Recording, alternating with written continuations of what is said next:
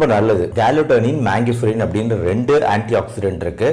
ரொம்ப நல்லது. ஈவன் புற்றுநோய் முதற்கொண்டு வராமல் தடுக்கக்கூடிய வல்லமை பெற்றது. ப்ளஸ் இதில் நார்ச்சத்து அதிகம். மாம்பழத்தில் இருக்க நார்ச்சத்து நம்மளுக்கு மலச்சிக்கல் வராமல் தடுக்கும்.